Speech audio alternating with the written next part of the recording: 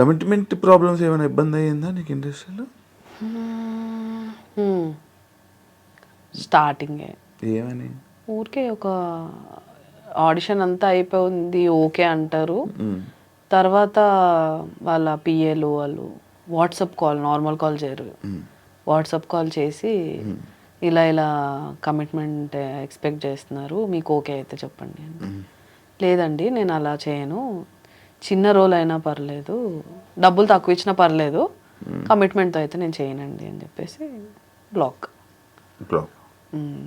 ఓ జరిగే అవుతాయా సిరీస్లోనే? యూట్యూబ్లో వీడియో అంత లేదు. యూట్యూబ్ అంటే నాదే కదా, ఇప్పుడు నా యూట్యూబ్ నాది, నేను హ్యాండిల్ చేసేది, నేనే ఆర్టిస్టులను తీసుకునేదాన్ని.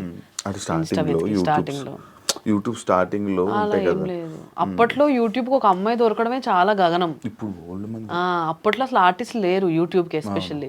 సో అలాంటప్పుడు దొరికిందే ప్రసాదం. ఎవరు కొంచెం ఓకే ఈ క్యారెక్టర్ పుల్ చేయగలరు అనిపిస్తే వాళ్ళని తీసేసుకొని పెట్టేసుకునేవాళ్ళు, ఇన్ హౌస్ తీసేసుకునేవాళ్ళు. ఇప్పుడు ఫ్రీలాన్సింగ్ అంతా అందరూ బిజీగా ఉన్నారు కాబట్టి ఫ్రీలాన్సింగ్ త్రూ చేసుకుంటున్నారు. ఈ వైఫ్ ఆఫ్ గురించి ఏం చెప్పాలనుకుంటున్నావు? రెడ్ మార్కులు ఇచ్చారు, క్రైమా?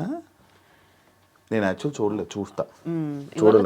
చూస్తా. సో రెడ్ అంటే కొంచెం బ్లడ్ షెడ్ ఉంటుంది, కాకపోతే అది చేస్తున్నప్పుడు జనాలకి ఓకే చంపు కావాల్సిందే ఇది అన్నట్టు ఉంటుంది అన్నమాట. కింద నేను వస్తున్నప్పుడు, నువ్వు వస్తున్నప్పుడు ఒక ఆయన పెద్ద ఆయనలే బాగానే ఉంటుంది, ఒక ఆయన, ఈమె వైఫ్ ఆఫ్లో అందరిని చంపుకొని వెళ్ళిపోతుంది ఆమెనా అని అన్నారు కింద. ఇందాక ఆమెనే అని అన్నాను నేను. ఏంటి చంపుకొని వెళ్ళిపోవడం అన్నీ? మూవీ చూస్తా అన్నావు కదా. అవును సర్లే చెప్పే కదా, నాలో అదొక సైకో. బట్ దాని అన్నిటికీ ఒక రీజన్స్ ఉంటాయి. అదేంటనేది మూవీ చూస్తే అందరూ ఓకే ఇలా చేయడానికి, అమ్మాయి ఇలా చేయడానికి ఇదా రీజన్ అనేది ఒకటి క్రియేట్ అవుతుంది. అన్నిటికీ ఆన్సర్స్ ఎండ్లో ఉంటాయి. సో అదే వైఫ్ ఆఫ్ ఎందుకు చూడాలంటే, ఒక లో బడ్జెట్ పెద్ద ప్యాడింగ్ ఆర్టిస్ట్ లేకుండా అందరూ ఆల్మోస్ట్ న్యూ కమర్స్తోనే రాత్రి పగలు కష్టపడి చేసి ఇంతవరకు తీసుకొచ్చాం కాబట్టి, అండ్ స్టోరీ మెయిన్గా కంటెంట్ ఉంది, ఇవన్నీ పక్కన పెడితే కంటెంట్ ఉంది కాబట్టి తప్పకుండా చూడాల్సిన సినిమా వైఫ్ ఆఫ్. చూడండి, ఈటీవీ విన్లో స్ట్రీమ్ అవుతుంది గైస్. ఓకే థ్యాంక్ యూ, అందరూ చూస్తారు అండ్ ఆల్ ది బెస్ట్. ఇంకా చాలా మాట్లాడాలి, టైం వచ్చినప్పుడు మళ్ళీ మాట్లాడతాను దాని గురించి, నేను కూడా వెయిటింగ్. చూద్దాం.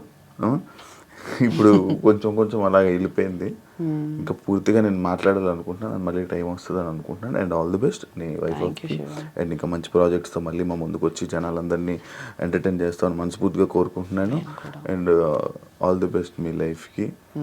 ఆల్ ది బెస్ట్ నీకు కూడా. Thank you so much. చూసారు కదా, వైఫ్ ఆఫ్ ఈ టీవీలో స్ట్రీమ్ అవుతుంది, అందరూ వెళ్ళి తప్పకుండా చూడాలని మనస్ఫూర్తిగా కోరుకుంటున్నాను.